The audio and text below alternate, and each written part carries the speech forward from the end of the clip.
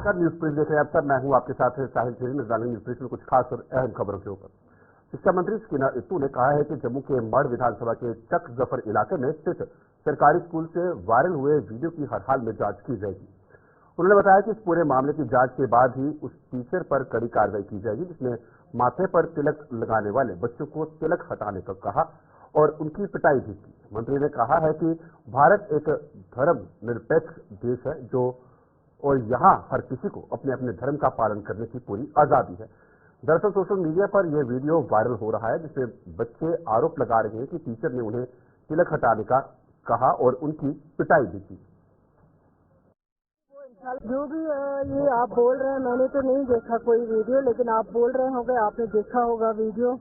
जो भी उत्साद इसमें मुलव्वस होगा उसके खिलाफ सख्त से सख्त कार्रवाई जो है वो की जाएगी। आपको उत्साद का काम नहीं है ये कि वो किसी को मजबूर करे।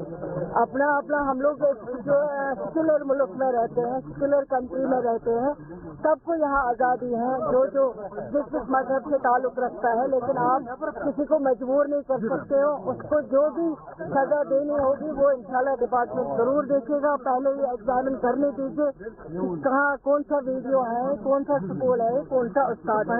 हम एक सेक्युलर मुल्क में रहते हैं, यहाँ सबको आज़ादी है अपने अपने मजहब।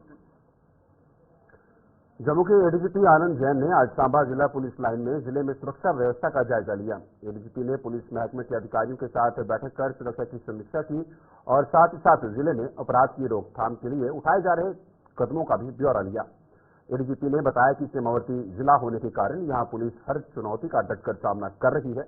उन्होंने यह भी बताया कि सीमावर्ती इलाकों में भी पुलिस पूरी मुस्तैदी के साथ अपना फर्ज निभा रही है और आतंकियों के मददगारों के खिलाफ छेड़ी गई मुहिम के तहत आने वाले दिनों में कई और छापे मारे जाएंगे। अभी हमने क्राइम का भी पूरी समीक्षा की है और खासकर जो सिक्योरिटी के मद्देनजर जो हमें यहाँ के इंतजामात और बेहतर करने हैं उसकी समीक्षा की गई है और सभी दिशा निर्देश हैं उनके लिए। चैलेंजेस काफ़ी ज़्यादा हैं, बट इसके लिए जो कारकर्दगी है वो भी हमने दुरुस्त की है और नए इंस्ट्रक्शन वगैरह पास ऑन किए। अभी और भी की जाएंगी, इसमें अभी और भी कार्रवाई की जाएंगी जो खासकर जो अपर ग्राउंड वर्कर का स्ट्रक्चर है उसको डिमोलिश करने के लिए, और ये इसी संदर्भ में जो कार्रवाई है। धर्म नगरी कटरा के ताराकोट में रोपवे के निर्माण के विरोध में कांग्रेस पार्टी भी उतर आई है। इस मामले को लेकर प्रदेश कांग्रेस कमेटी के कार्यकारी अध्यक्ष रमन भल्ला की अध्यक्षता में आज पार्टी के एक शिष्टमंडल ने जम्मू के डिविजनल कमिश्नर रमेश कुमार से मुलाकात कर रोपवे का निर्माण न करने की मांग की। कांग्रेस नेताओं ने 25 नवंबर को कटरा में आंदोलन करने वालों की धरपकड़ की भी निंदा करते हुए गिरफ्तार किए गए लोगों को रिहा करने की जरूरत पर बल दिया। कांग्रेस ने इस पूरे मामले में भाजपा नेताओं के नजरिए की भी कड़ी निंदा की। ये पूर्ण है कि भारतीय जनता पार्टी जो अपने आप को हिंदुओं का नुमाइंदा कहती है, कटरा के अंदर इतना बड़ा आंदोलन चल रहा है। वहाँ के जो लोग हैं वो कह रहे हैं कि गंडोला यहाँ नहीं लगना चाहिए, लेकिन उनकी बात और जज्बातों के साथ खेलते हुए वहाँ की एडमिनिस्ट्रेशन जिस तरह से वहाँ लोगों के साथ दुर्व्यवहार कर रही है, उसी के खिलाफ आज हमने हमारा डेलीगेशन अभी डिस्कॉम साहब से मिला और हमने उनसे ये कहा कि जिस तरह की कार्रवाई वहाँ एडमिनिस्ट्रेशन द्वारा की जा रही है, पुलिस बर्बरतापूर्वक कांग्रेस के लीडरों पे और वहाँ के तमाम नागरिकों पे जिस तरह से लाठीचार्ज कर रही है, वो बहुत ही गलत है और बड़ा दुर्भाग्यपूर्ण है कि वहाँ के नुमाइंदे जिनको लोगों ने चुना है वो आज सामने ना आके लोगों की नुमाइंदगी ना करके वो पीछे हटे हैं।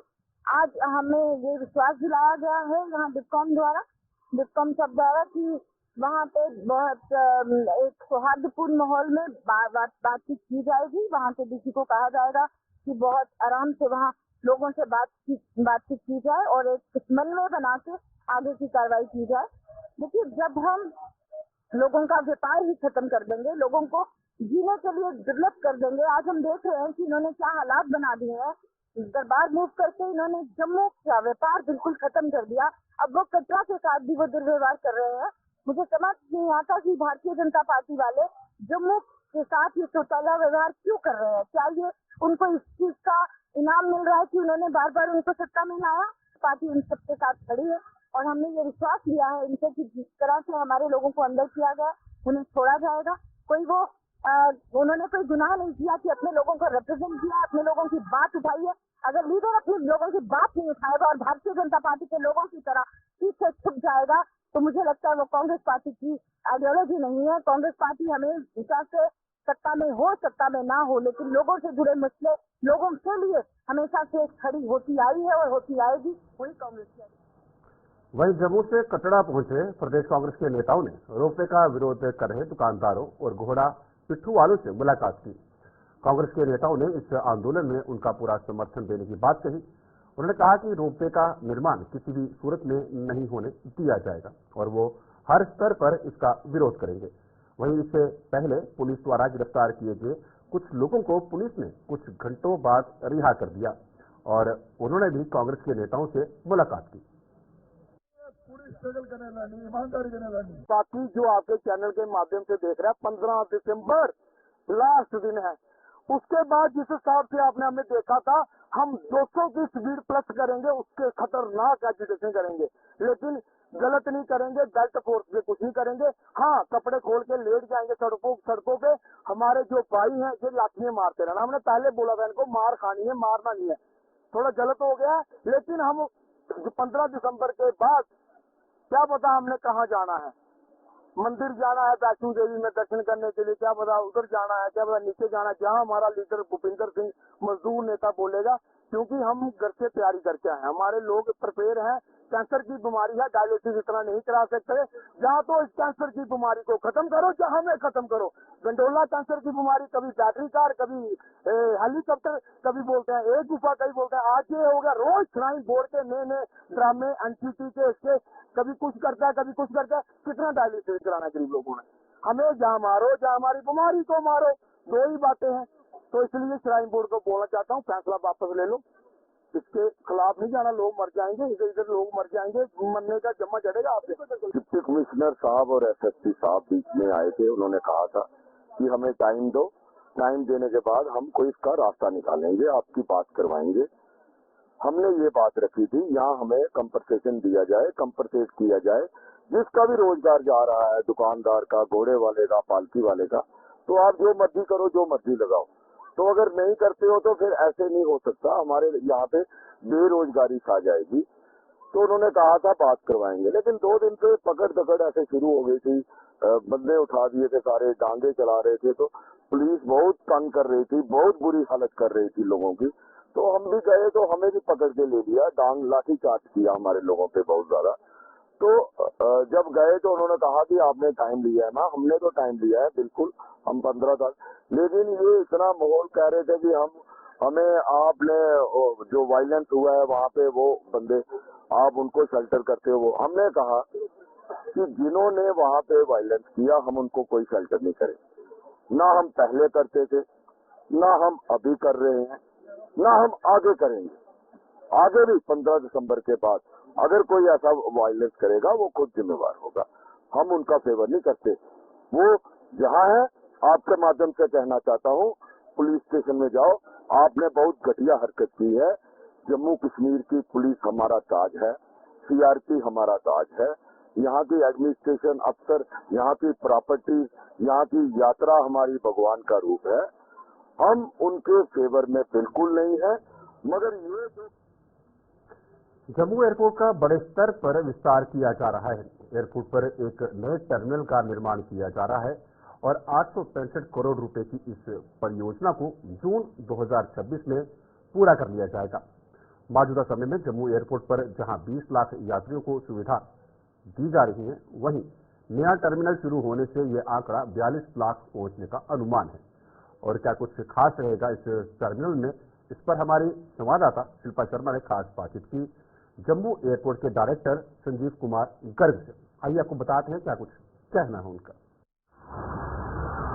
जम्मू एयरपोर्ट की काया कल्प होने वाली है। आपको बता दें कि करीबन 865 करोड़ की लागत से नया टर्मिनल बिल्डिंग बनाया जा रहा है। यात्री जो जम्मू एयरपोर्ट पहुंचते हैं उन्हें अब बेटर से बेटर फैसिलिटी जो है वो यहाँ पर प्रोवाइड की जाएगी, यानी कि अत्याधुनिक सुविधा इस नए टर्मिनल बिल्डिंग में देखने को मिलेगी। आपको बता दें कि 45 स्क्वायर मीटर की जिस प्रकार से ये जमीन है और इसमें नई अत्याधुनिक फैसिलिटी यहाँ पर देखने को मिलेगी। और इसी विषय पर बातचीत करने के लिए इस समय हमारे साथ एयरपोर्ट डायरेक्टर संजीव कुमार गर्ग इस समय हमारे साथ मौजूद है। तो सबसे पहले बहुत बहुत स्वागत है आपका। धन्यवाद, थैंक यू। तो जो नई टर्मिनल बिल्डिंग इस समय बनाई जा रही है, प्रोग्रेस इस समय हो रही है, करीबन 15% काम जो है वो कंप्लीट हो चुका है। इस नई टर्मिनल बिल्डिंग में क्या कुछ सुविधा रहने वाली है, क्या कुछ फैसिलिटी जो है वो यात्रियों को मिलेगी? हाँ, नए टर्मिनल जो है इसमें सभी लेटेस्ट जनरेशन जो इक्विपमेंट्स हैं एयरपोर्ट से संबंधित वो सभी इस पे होने वाले हैं। और जैसे आप देखते हैं कि इस पुराने एयरपोर्ट पे तो हमारा डिपार्चर और अराइवल सब ग्राउंड फ्लोर से ही हो रहा है, और नए एयरपोर्ट पे departures will be through first floor only. जैसे दिल्ली बड़ी बाकी सब एयरपोर्ट पे है, तो उसके अलावा पार्किंग की सब सुविधा होगी, अंदर फास्ट प्रोसेसिंग होगा, पैसेंजर्स अपने बोर्डिंग कार्ड खुद निकाल पाएंगे। ज्यादा नंबर ऑफ मशीन हम लगा रहे हैं ताकि इमीडिएट कोई मतलब वहाँ पे कोई कंजेशन बिल्कुल फील ना हो। ओपननेस ज्यादा दिखाई देगी नए एयरपोर्ट पे। क्या कुछ और फैसिलिटीज रहेंगी? चेक इन काउंटर्स जो है वो कितने रहने वाले हैं इसमें? चेक इन काउंटर्स अभी पुराने एयरपोर्ट पे 16 है, वहाँ पे 50 प्लस 54 के करीब वहाँ पे चेक इन काउंटर्स रहने वाले हैं। और प्लस सेल्फ कियोस्क जो वहाँ पे 16 लगाएंगे, 16 सेल्फ कियोस्क के पैसेंजर्स अपना खुद बोर्डिंग निकाल पाएंगे। इस समय अगर यात्रियों की बात करें तो कितनी इस समय जम्मू एयरपोर्ट में जो है वो यात्रियों की कैपेसिटी है, और जो नई टर्मिनल बिल्डिंग बनेगी उसमें कितनी ज्यादा और बढ़ोतरी जो है वो कैपेसिटी देखने को मिलेगी? हाँ, इस पे अभी पुराने एयरपोर्ट की अप्रोक्सीमेटली 2 मिलियन कैपेसिटी है, और जो नए एयरपोर्ट की जो हमारा कैपेसिटी आएगा वो 4.2 million, approximately 42 lakh passengers we can handle in a year comfortably. Apron जो एरिया है वो कितना और ज्यादा बड़ा जो है वो किया गया है, और कितने एयरक्राफ्ट वहाँ पर जो है वो देखने को मिलेगा? हाँ, अभी पुराने एयरपोर्ट पे 7 aircraft we can park at a time, और नए एयरपोर्ट पे we are going to have 13 aircraft at a time. वो केवल फेज 1 की बात है, फेज 2 का भी प्रोविजन उसमें हम लेके चल रहे हैं। तो JNK बहुत खूबसूरत स्टेट है, और खासतौर से जम्मू एक सिटी ऑफ टेम्पल्स है, तो हम उनको सभी पैसेंजर्स को जो इंडिया से या बाहर से भी माता दर्शन के लिए आ रहे हैं, हमारा यही प्रयास रहता है कि बहुत अच्छी यहाँ से वो मेमोरीज लेके जाएं। वो पूरा इस तरह से फील एट होम वाला हम वातावरण देने का प्रयास करते हैं एयरपोर्ट में। टर्मिनल बिल्डिंग में जो जानकारी हमें मिली है कि जम्मू की संस्कृति को दर्शाया जाएगा, जो डिजाइन रहने वाला है वो किस प्रकार से डिजाइन रहेगा? हाँ, जो इसका जम्मू एयरपोर्ट नए टर्मिनल का जो एलिवेशन है वो मिनिस्ट्री ऑफ सिविल एविएशन ने अप्रूव किया है, और अंदर बिल्डिंग के अंदर जो भी पिक्चर्स लगेंगी वो यहाँ की संस्कृति को पूर्ण रूप से वो दिखाएंगी, ताकि लोगों को लगेगा कि we are at Jammu and Kashmir state now. बहुत बहुत शुक्रिया हमसे बातचीत करने के लिए। देखिए, जो नया टर्मिनल बिल्डिंग बनने जा रही है, यानी कि जो नया एयरपोर्ट बनने जा रहा है, इसमें जम्मू की संस्कृति को दर्शाया जाएगा, और जो इस समय संख्या है यानी कि यात्रियों की जो संख्या कैपेसिटी है उस कैपेसिटी को भी बढ़ाया जाएगा। इस समय 15% काम को जो है वो खत्म कर दिया गया है, और लक्ष्य रखा गया है जून 2026 जो लक्ष्य है उस लक्ष्य को पूरा करने का यहाँ पर जो है वो पूरी तरीके से प्रयास किया जा रहा है। दिव्यांगों के उत्थान के लिए सरकार द्वारा भले ही कई योजनाएं शुरू की गई हैं, लेकिन इन योजनाओं का कितना लाभ दिव्यांगों को मिल रहा है, इसी जीती जागती मिसाल देखने को मिल रही है जम्मू पूंछ हाईवे पर पटराड़ा इलाके में मोहम्मद इकबाल नाम का दिव्यांग शख्स सड़क किनारे 2 वक्त की रोटी कमाने में जुटा रहता है। इसने दिव्यांगता को अपने हौसले की उड़ान पर हावी नहीं होने दिया। इसे भी विडंबना ही कहा जाएगा कि समाज के ऐसे वर्ग के उत्थान की बड़ी बड़ी दीगे हाँकने वाला समाज कल्याण विभाग भी मोहम्मद इकबाल की आज तक कोई सुध नहीं ले पाया। देखिए राजौरी से हमारे संवाददाता जमशीद मलिक की ग्राउंड जीरो से ये रिपोर्ट। मजदूरी को लाचारी न समझकर मजदूरी से जंग लड़ने वाले इस शख्स से मैं आज आपको रूबरू करवाऊंगा, जिनकी हालत में पहले आपको दिखाता हूँ। जम्मू पूंछ हाईवे पर रोड के किनारे पर बैठ के ये अखरोट और अनार दाना बेचने का काम करते हैं। दोनों टांगों से मजदूर हैं, एक हाथ भी पूरा काम नहीं करता था। पहले इनसे मैं नाम जानना है, क्या नाम है आपका? मोहम्मद इकबाल। इकबाल साहब, कब से ये काम कर रहे हैं आप? 20 साल हो गए। 20 साल हो गए। इकबाल साहब, जिस तरह सरकार की तरफों कई चीजें लोगों की मिल रही हैं, चीजों को सरकार ने तो कोई फायदा अभी तक मिला नहीं? सोशल वेलफेयर डिपार्टमेंट के प्रदेश में इसके बारे में कोई एप्लीकेशन दी थी? वोट दी थी, कुछ भी नहीं मिला। कुछ नहीं मिले। आज समय उम्र कितनी है? मुझे 40 साल। कितनी देर से तो सोशल वेलफेयर डिपार्टमेंट के अंदर जाने? मुझे कौन 10-15 साल। कुछ नहीं आज तक मिला। कुछ नहीं होगा। वो जो व्हीलचेयर भी वो फायदा कोई नहीं उसमें, बिल्कुल चल नहीं सकने। बिल्कुल चल नहीं। बचपन तो इससे रहो। बचपन इस रोड किनारे बैठ के सामान बेचने हो, दिन में कितने कमा लेने हो? हमारे 500 कमा लेने हो। मतलब अपने इस लाचार इसकी मजबूरी नहीं मिलाया, हिम्मत की तीसरा लड़ने आपकी। जी। बिल्कुल आप देख सकते होंगे कि रोड के किनारे बैठ के ये शख्स किस तरह आपको काम करते नजर आएगा, क्योंकि आज लोग खास करके ऐसे नौजवानों के साथ साथ ऐसे लोग जो बिल्कुल चुस्त होने के बाद, तंदुरुस्त होने के बावजूद भी भीख मांगते हैं, मगर ये वो नौजवान उन लोगों के लिए मिसाल जरूर एक बड़ी है, क्योंकि जम्मू पुंछ हाईवे पर पतराड़े के नजदीक ये शख्स बैठा हुआ है रोड के किनारे, जहां अखरोट और दीगर सामान इस वक्त वो बेच रहा है। मगर सबसे बड़ा सवाल इस वक्त अगर वो उठता है वो महकमा सोशल वेलफेयर या पर उठता है, क्योंकि जो सरकारी स्कीमें इन लोगों के लिए आती हैं वो इन तक नहीं पहुंच पाती हैं, जिसकी जिंदा मिसाल आपको मैं ये जम्मू पुंछ हाईवे पर दिखा रहा हूं, जहां ये शख्स जो पूरी तरह माजूर है रोड के किनारे बैठकर कारोबार कर रहा है, मगर सरकार की तरफ से मिलने वाली राहत या वो जो चीजें इनके लिए, जो सरकार की तरफ से इनके लिए स्कीमें लाई जाती हैं, वो इन जैसे लोगों तक नहीं पहुंच सकती। देखिए बिल्कुल, अगर आप देखेंगे ये जो इलाका है, ये डेरी रलियोट का, मंजाकोट का, ये हार्टिकल्चर के हिसाब से बड़ा जो है वो जरखेज माना जाता है। यहाँ मैं तो कहूँगा यहाँ का जो नाशपाती है, यहाँ का जो अखरोट है, यहाँ का जो अनारदाना है, इसकी बड़ी वैल्यू है, बड़ा कीमती चीजें हैं।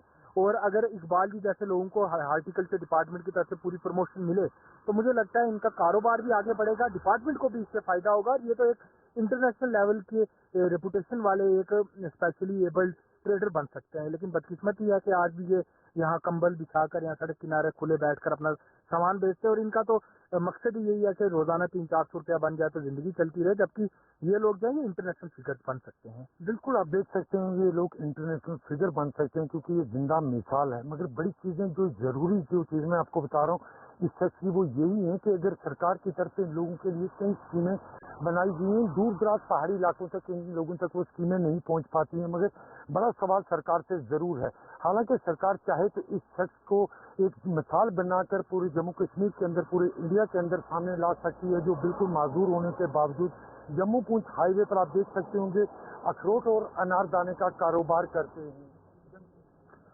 पुंछ जिले की तहसील मंडी में सैकड़ों से सलोनिया तक 5 किलोमीटर सड़क की जर्जर हालत के कारण लोगों को कई समस्याओं का सामना करना पड़ रहा है।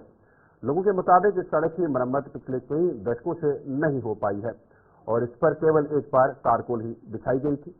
हालांकि उसके बाद इस पर केवल कंक्रीट बिछाकर काम बंद कर दिया गया। अब इसकी जर्जर हालत के कारण लोगों को भारी परेशानियों का सामना करना पड़ रहा है। लोगों ने प्रशासन से अपील की है कि उनकी परेशानियों को ध्यान में रखते हुए जल्द से जल्द सड़क का मरम्मत का काम पूरा किया जाए। सर, रोड की हालत बहुत बुरी, जैसे कि आप देख सकते हो इस रोड के ऊपर ना ही गाड़ी चलने के काबिल है, ना ही इसके ऊपर आज तक कोई लुक डाली। जहाँ तक लुक का सवाल था, बोल रहे थे 1 किलोमीटर के अंदर लुक डाली जाएगी, मगर वो लुक कुछ नहीं डाली उन्होंने, सिर्फ बजरी डाल के चले गए वापस। दूसरा सर, गरीब आवाम जो है ना, उसको ज्यादा परेशानी होती है इस रोड के ऊपर चलने में। आप मान के चलो कि अगर कोई पेशेंट बीमार है तो वो जाबा कसी से सलोनिया तक आते वक्त मंडी आते तक उसका जो है ज्यादा ही बुरा कंडीशन हो जाती है रोड के कारण। बाकी स्कूली बच्चों का भी वही बुरा हाल है, टाइम से ना स्कूल पहुंच सकते हैं। गाड़ियों वालों का भी बुरी कंडीशन है, क्योंकि गाड़ियों दोनों ने ली है किस्तों पे, मगर इस रोड के ऊपर वो उतना कमाते हैं जितना लगा देते हैं गाड़ियों के ऊपर। इससे इंतजामिया से हमारी गुजारिश रहेगी कि खुदा के लिए आप जो इस रोड के ऊपर तारकोल डालें, और ताकि सोनकोट के लोगों ने प्रशासन से सर्दियों के मौसम में मुगल रोड पर यातायात बंद न करने का आह्वान किया है। लोगों के मुताबिक मुगल रोड बंद होने से पुंछ और राजौरी के मरीज जहां श्रीनगर के अस्पतालों में नहीं पहुंच पाते हैं, वहीं कश्मीर से इस ओर आने वाले फलों व सब्जियों की सप्लाई पर भी असर पड़ता है। लोगों ने आपात परिस्थितियों में ही मुगल रोड को बंद करने व इस पर टनल का काम जल्द से जल्द शुरू करने की मांग की है। सर्दियों के महीने में बंद हो जाती है, जिसके कारण हम लोगों को बहुत सारी मुश्किलात का सामना करना पड़ता है। जैसे कि बीमार लोग जो जाते हैं मेडिकल फोरम में इलाज करवाने के लिए, हम लोगों को बहुत ज़्यादा मुश्किल सबसे ज़्यादा वो आती है। दूसरी मुश्किलात हमें ये आती है कि हमारा ताज़ी से ताज़ा फ्रूट आता है हमारा, जैसे सेब वगैरह हो गया, सब्जी वगैरह हो गई, हर चीज़ जो है वो श्रीनगर से आती है। सुबह वहाँ से गाड़ी चलती है, 10 बजे वो सोनकोट बाजार में आकर या रजौरी में या मेंढर में 10-11 बजे ये सब्जी पहुँच जाती है। तो लिहाजा हम गवर्नर साहब से अपील करेंगे और डीसी पुंछ साहब से अपील करेंगे कि और चीफ मिनिस्टर साहब से भी हम ये अपील करना चाहते हैं कि मुगल रोड को खुला रखा जाए। मशीनरी की जरूरत लगी है, मशीनरी बहुत है, टेंडर की जरूरत है। इस मुगल रोड पे टेंडर लगाया जाए ताकि हमारे लोगों को आने जाने में कोई प्रॉब्लम न हो, हमें हर चीज़ की सहूलियत मिले, मेडिकल की सहूलियत मिले, फ्रूट की मिले, सब्जी की मिले, ताकि हम लोगों को इस चीज़ की हमें ज़रूरत है। यहाँ सुरंग विंटर सीजन है और विंटर में हम देखते हैं कि बहुत सारे लोग जो हैं वो रोड बंद होने की वजह से, हल्की बारिश या बर्फबारी जब होती है तो ये सारा बंद हो जाती है। बहुत सारे लोग जो है वो परेशानी का, दुश्वारियों का सामना उन्हें करना पड़ता है। उसमें चाहे एम्प्लॉइज हों, स्टूडेंट्स हों, लेबरर्स हों, खासकर जो ट्रेडर्स हैं, उनके लिए एक बड़ी दिक्कत का सामना उन्हें करना पड़ता है। मैं बिलखसूस मुतल्लिका हकाम से और जो नई जो नौ मुंतहिद सरकार है उससे गुजारिश करना चाहूँगा आपके माध्यम से कि जिस तरह से गुज़श्ता सालों में हमने देखा कि मुगल रोड बंद होने की वजह से विंटर्स में जो है लोगों को दुश्वारियों का सामना करना पड़ता है, वो प्रैक्टिस जो है इस बार ज़रा उस पर अगर गौर व खोज किया जाए, एडवांस मशीनरी वहाँ पे पहुँचाई जाए पहले से ही, क्योंकि ये हमें एक प्रेसिडेंट सेट है कि जैसे ही विंटर का आगाज़ होता है मुगल रोड जो है वो बंद हो जाती है, लगभग कम से कम जो है वो 3-4 महीनों के लिए। तो हमारे पास एडवांस मशीनरी का एहतमाम करके इस रोड को जो है वो बहाल रखा जाए। कोशिश की जाए कि जब तक ज्यादा से ज्यादा बर्फबारी ना हो तब तक इस रोड को बहाल रखा जाए। हमारे यहाँ के मैक्सिमम पेशेंट्स या इसके अलावा भी जो भी यहाँ पर लोग जो है जैसे सेब है, तो इस तरीके से भी ये मुगल शाहरा बड़ी काफी अहमियत और शाह राज्य की हैसियत रखती है पुंछ रजौरी के लिए। तो मेरी जो लेफ्टिनेंट गवर्नर जम्मू कश्मीर से भी अपील है और डिस्ट्रिक्ट एडमिनिस्ट्रेशन पुंछ, खासतौर से डिप्टी कमिश्नर पुंछ और डिप्टी कमिश्नर शोपियां से, तो इस सड़क पर लगातार जो है यहाँ से अगर बर्फ पड़ती है आगे तो उसको फौरी तौर पर ऐसे इकदाम उठाए जाए ताकि जो है वो क्लियरेंस रोड रहे। और साथ साथ में जो टनल के लिए गवर्नमेंट ऑफ इंडिया ने पहले भी जो है ये कहा था कि टनल दिया जाएगा मुगल शाहरा पर, लेकिन वो बात अभी कहीं खामोश बस्ते में चली गई है। मेरी लेफ्टिनेंट गवर्नर जम्मू कश्मीर से जो है वो अपील है और जो हमारे न्यू गवर्नमेंट के सीएम है उमर अब्दुल्ला साहब से फौरी तौर पर सबसे पहले पुंछ रजौरी को अगर किसी चीज की जरूरत है तो वो मुगल शाहरा के ऊपर टनल की जरूरत है। फौरी तौर पर टनल जो है वो यहाँ पर मंजूर किया जाना चाहिए और उसका काम लगना चाहिए। जम्मू कश्मीर के पहले वित्त मंत्री स्वर्गीय गिरधारी लाल डोगरा को आज उनकी 38वीं पुण्यतिथि पर याद किया जा रहा है। जम्मू में उनके प्रतिमा स्थल पर उन्हें उनके परिजनों के अलावा उपराज्यपाल मनोज सिन्हा, कई सियासी दलों के नेताओं व अन्य लोगों ने भावभीनी श्रद्धांजलि देकर जम्मू कश्मीर की सियासत को उनके द्वारा दिए गए योगदान को याद किया।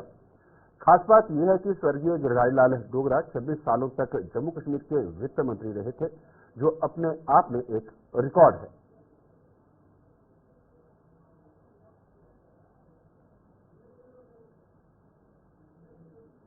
खबरों का सिलसिला ही चलता रहेगा, फिलहाल के लिए छोटे ब्रेक के लिए